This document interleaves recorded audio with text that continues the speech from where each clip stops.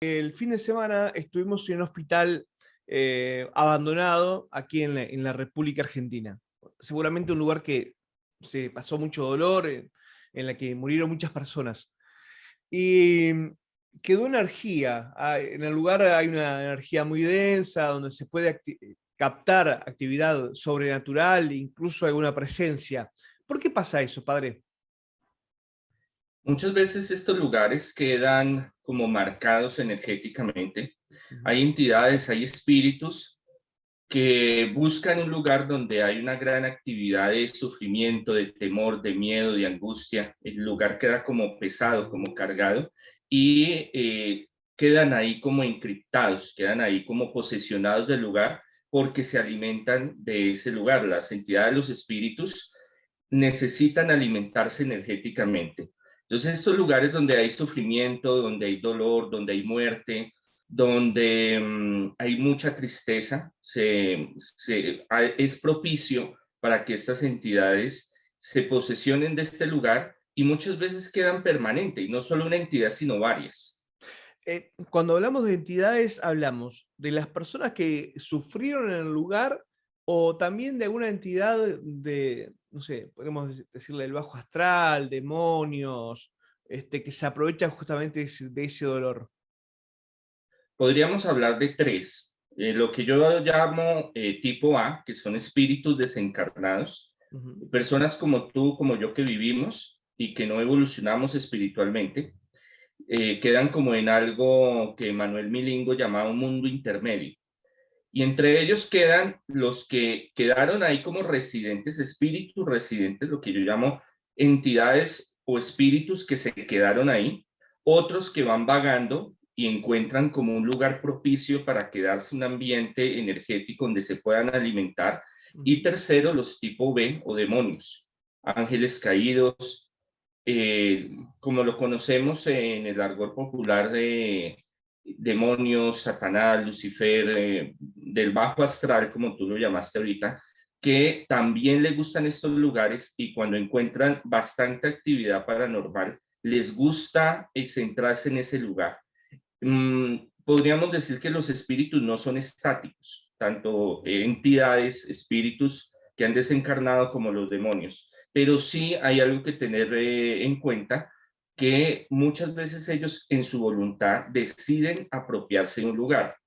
La mayoría de las películas que han salido en los últimos 15 años son basadas en hechos reales, la mayoría.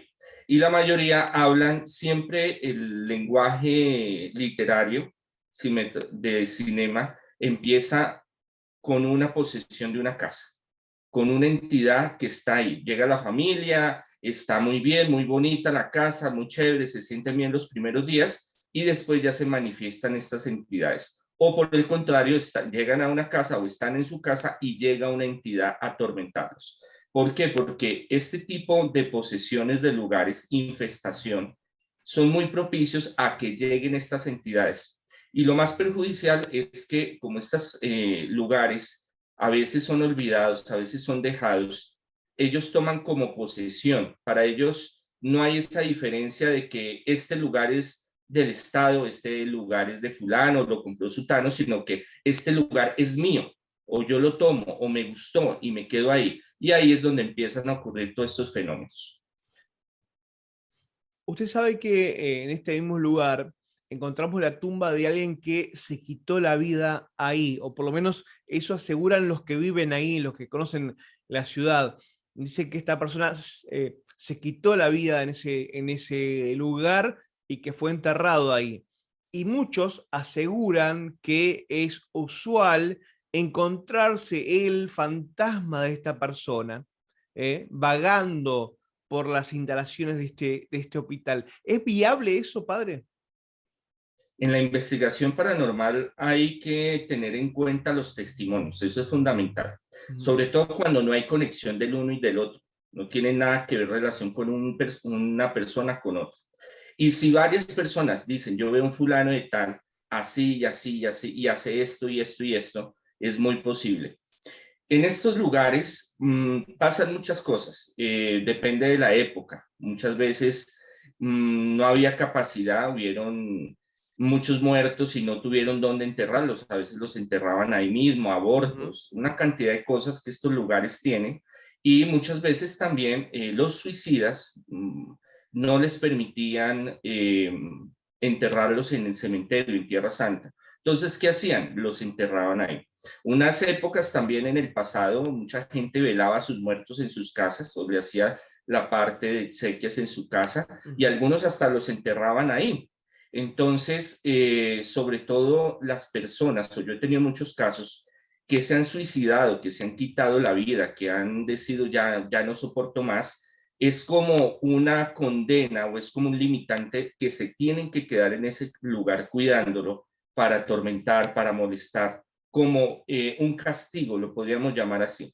Pero no es en todos los casos de los suicidas, pero sí hay muchos que quedan como residentes o ellos mismos deciden, o podríamos hablarlo de un castigo divino para que se queden en ese lugar hasta que puedan avanzar espiritualmente por esa agresión a quitarse la vida. ¿Y Y se ellos puede se hacer manifiestan. algo? ¿Se puede hacer algo por ellos? Sí, claro, se les puede ayudar espiritualmente. Ya entra, uno cree que uno muere y ya, y se fue al reino de los cielos. No, es un proceso. Y hay conciencia, hay inteligencia. Y en estos espíritus entienden las cosas. Muchos no quieren entender, muchos no quieren salir de su espacio y hay que ayudarlos espiritualmente. Hay varias formas, todas las civilizaciones, religiones, espiritualidades tienen su culto a los muertos, su tradición, donde buscan ayudar a estos espíritus a emigrar, a crecer espiritualmente para que puedan encontrar la luz divina. En el cristianismo, catolicismo, aún en el judaísmo, en las religiones mesopotámicas, hay toda una serie de rituales, de ritología, en la cual espiritualmente, a través de la oración, en el cristianismo, catolicismo, las eucaristías, los responsos, las novenas, los rosarios, se pueden ayudar. Pero hay en otras culturas, el sintoísmo, el budismo, aún en el islam, donde hay esa concepción de que después de desencarnar, después de salir de este trance humano, ellos necesitan como esa ayuda o ese soporte espiritual. Aún no solo los que se suicidan o los que mueren en forma violenta, sino todos los que estamos en ese caminar espiritual. Ahora, qué interesante algo que acaba de decir usted al pasar, y es el hecho de que hay en las entidades, porque es un tema que se debate mucho, hay en las entidades que quedan, en muchas, no digo en todas, algún tipo de conciencia y de noción de dónde están, ¿no? Totalmente. Yo soy un hombre de fe y soy un hombre de ciencia y hombre de fe. Y por más de 20 años en el Ministerio de Liberación y Exorcismo, la mayoría de los casos de posesión son de espíritus, son de trabajos de brujería o son que hicieron invocaciones de tabla ouija o de rituales o que estaban en alguna casa y esa entidad se les metió. Y la mayoría tienen conciencia, recuerdan dónde vivieron, qué fue lo que hicieron. Es más, ellos vuelven a vivir cuando toman una posesión de un cuerpo, por eso ellos muchas veces no se quieren ir. Ellos saben quiénes son, pero hay algunos que se resisten a buscar un crecimiento espiritual o se resisten salir de este plano, quedan muy posesionados de este mundo. Yo he tenido muchos casos que hemos tenido que ir a empresas, a hoteles, por ejemplo, a casas, fincas, donde hay espíritus que vivieron ahí, personas que vivieron ahí, y por X y Y circunstancias no se quisieron ir y están atormentando. Entonces uno va, hace la liberación, un acompañamiento a ese espíritu, a esa entidad, para que salga, para que vaya a la luz y pues se le puede ayudar. Eso hace de que en los exorcismos no solo sea sacar el demonio, sino una ayuda espiritual a estos espíritus. Y los primeros casos de exorcismo fueron unos casos donde me dejaron muy marcado porque las posesiones que habían eran espíritus que narraban, cuando uno empieza a hacer un interrogatorio, a saber qué es lo que pasa, Estos espíritus empezaban a contar, yo soy fulano de tal, vivía en tal cosa, en tal lado, morí de tal forma, fulano es por esto que estoy dentro de este cuerpo. Entonces, cuando uno empieza a armar toda la historia paranormal, si lo queremos llamar así, y empieza uno a ir a buscar, va al cementerio, consigue información sobre ese mismo espíritu Va y se da cuenta verificando, que lo va vivió. verificando. Exacto, y va viendo que sí es real. Entonces usted ya empieza a decir, y no es un caso, sino son muchos, usted empieza a decir, aquí empieza a haber algo. Ahora, los demonios tienen memoria. Ya hablando de los demonios, o los chukis, como yo los llamo, ellos saben muchas cosas de pasado, presente, idiomas, lenguajes, conocimientos. Entonces, podríamos hablar de que en el espíritu, tanto de los desencarnados o espíritus o almas, como de los demonios, que ya es otra categoría, lo hablábamos hace un momento, hay memoria. ¿Dónde la guardan? En su alma, perdón, en su espíritu. Ya no tienen alma, en el espíritu. Pero saber cómo se maneja ese mundo espiritual, ese conocimiento tan profundo, solo a través de la experimentación y de la investigación se puede conocer. Sí, hay varios investigadores, aún varios exorcistas, que reputan ciertas cosas, pero la mayoría que estamos en el mundo paranormal e investigamos, nos damos cuenta de que hay coincidencias y hay pruebas que soportan muchas de estas investigaciones y uno dice, esto no puede ser casualidad, esto no puede ser una cuestión que se dio en un momento dado, sino que esto ya tiene unos patrones similares de la investigación. Y Claro, ahí uno puede porque darse. uno podría decir, si no hay ya un sistema nervioso funcionando, si no hay memoria química guardada en un cerebro porque está muerto, ¿en dónde queda toda esa información, no? En el alma, perdón, en el espíritu, siempre me confundo, en el espíritu. Mm. Es una unidad inteligente. Cuando en el Génesis se dice, está escrito, y Dios nos creó a imagen y semejanza, no es físico, sino el espíritu. Entonces el espíritu es una unidad que tiene vida. Ahora, Cuando diferencia el alma y el poder, espíritu, ¿podrías contarnos rápidamente cuál es la diferencia? sí, sí, claro que sí. Entonces, la vida, ¿qué la conforma? El cuerpo, el alma que está en el medio y el espíritu. El alma es el que los une, el conector. Ajá. Cuando muere el cuerpo, muere el alma y el espíritu permanece.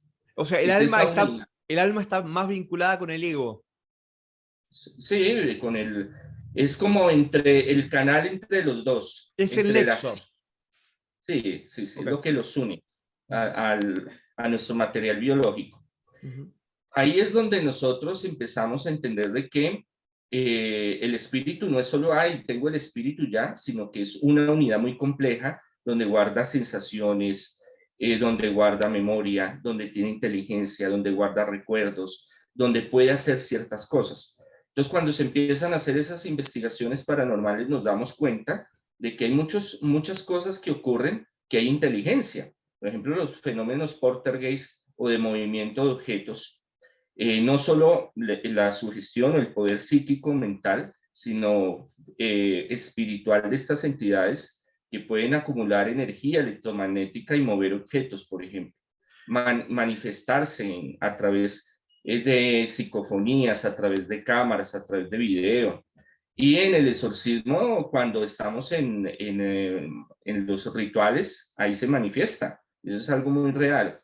Y es algo donde nosotros empezamos a entender, como todas las civilizaciones y conocimientos antiguos, de que el espíritu es eterno, que el espíritu va a un lugar, o sea, no es solo la muerte terrenal, sino que hay un sitio, llámese el reino de los cielos, el Valhalla, como lo quieran llamar, otro nivel espiritual, y que la esencia del ser humano no está solo en el cuerpo, sino en el espíritu. Y eso es lo que habla Jesús, y eso es lo que hablan las culturas mesopotámicas, semitas y todas las diferentes culturas y pueblos de la humanidad.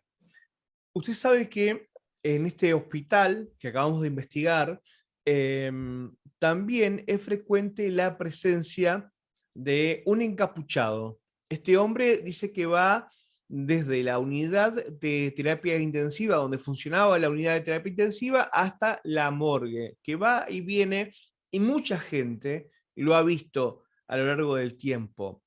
¿existe un ser llamado la muerte? ¿Existe la parca? ¿Existe algo que nos viene a acompañar cuando estamos a punto de morir? Bueno, podríamos hablar de varias cosas. Primero, hay monjes que han muerto o religiosos que no han tenido una vida muy espiritual y se aparecen en diferentes lugares, y esa es una. Segundo, a veces las conexiones cerebrales que nosotros tenemos no saben distinguir qué es esa entidad que se manifiesta, porque esa entidad es espíritu y puede tomar muchas formas. Por ejemplo, cuando el demonio se manifiesta puede tomar muchas formas y es como un holograma que nosotros tratamos de decodificar y a veces le damos formas, aunque no la tenga. Es una cuestión de nuestro entendimiento, de nuestro cerebro, al entender un fenómeno que sale de lo cotidiano. Somos Lo otro es que nosotros los que asignamos esa forma, no es que esa entidad tenga esa forma. exacto. Okay. Pero también hay entidades que pueden tomar forma y aparecerse secuencialmente en un lugar. Por ejemplo, el encapuchado que tú hablas. Cogen una característica propia. Las entidades o los espíritus o los demonios con el tiempo cogen una personalidad y se manifiestan así. Entonces, varias personas ya empiezan a ver que es esta entidad porque le gusta manifestarse con una cierta personalidad. Ahora, la muerte, la parca, Isabelita, la muecona, como yo lo llamo, sí existe, es un ser creado por Dios desde la antigüedad, desde el inicio de los tiempos. En todas las religiones, espiritualidades aparecen. En la Sagrada Escritura está, en la teología está, en la cual San Francisco así la llamaba la hermana muerte. Cumple un papel de ayudar a desencarnar, ayudar a separar el cuerpo, el alma y el espíritu. Es una entidad que se presenta para agilizar ese proceso de muerte.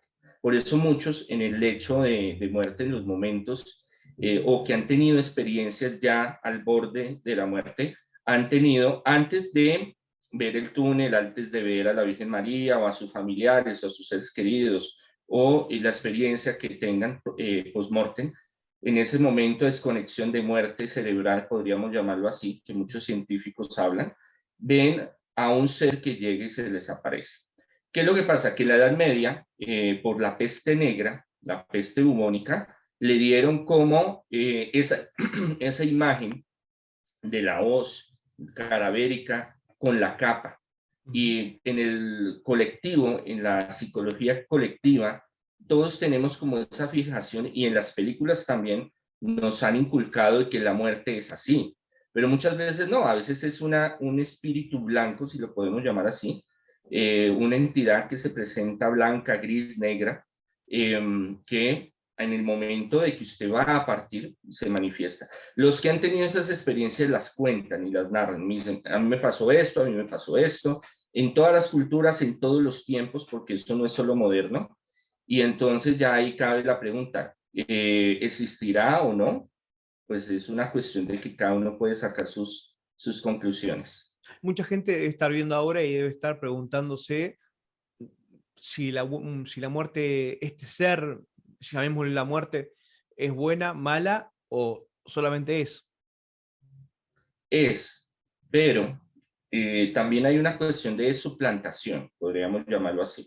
Entonces hay cultos muy antiguos, por ejemplo mayas, a la adoración a la muerte, que eso evolucionó en lo que llamamos hoy Santa Muerte, o en Argentina la muerte, o San la Muerte, O sea, la muerte en sí. la cual son rituales de invocación de espíritus, supuestamente a la muerte, pero no es como tal a la muerte, sino que hay una suplantación de alguna entidad, algún demonio, que se familiariza con esa entidad. Es el problema del espiritismo. Por ejemplo, hacen una sesión de espiritismo, invocan un espíritu. Yo quiero hablar con, ¿quién es usted? No, yo soy, el espíritu le dice, yo soy Simón Bolívar. Ah, bueno, y yo quiero ser amigo y qué me va a pasar en el futuro y no sé qué. Bueno, el hecho es que a usted, ¿quién le corrobora que es Simón Bolívar? Nadie. Claro, no hay Es muy forma. difícil. No hay forma. En los rituales a la muerte o a la San Muerte, a la Santa Muerte, ellos invocan una entidad para ciertos fines. Y esta entidad, como no es de un nivel espiritual alto, porque ellos no se prestan para muchas cosas, la mayoría de que siguen estos cultos, estos rituales, a veces son personas que se dedican a la delincuencia, a muchas cosas negativas. No todos, no todos. Hay No gente que todos, busca sí. sanación, progreso, el amor, la salud. Bueno, pero el hecho es que cuando una entidad, un ángel, un santo, no tiene el permiso para hacer ciertas cosas, porque ellos tienen que ligarse Claro. a hacer la voluntad del Padre. Entonces, ¿quién ocupa su lugar? Una entidad de estos del bajo astral. Y ahí es donde empieza lo que es los rituales, los ofrecimientos, todo lo que tienen que hacer, la ligación, ¿sí? Con estos seres para tener protección, para tener salud, para tener progreso. Obviamente, ellos pueden ayudar en esas áreas, pero tiene una contraprestación negativa. Entonces, es muy delicado pactar con estas entidades, con estos espíritus.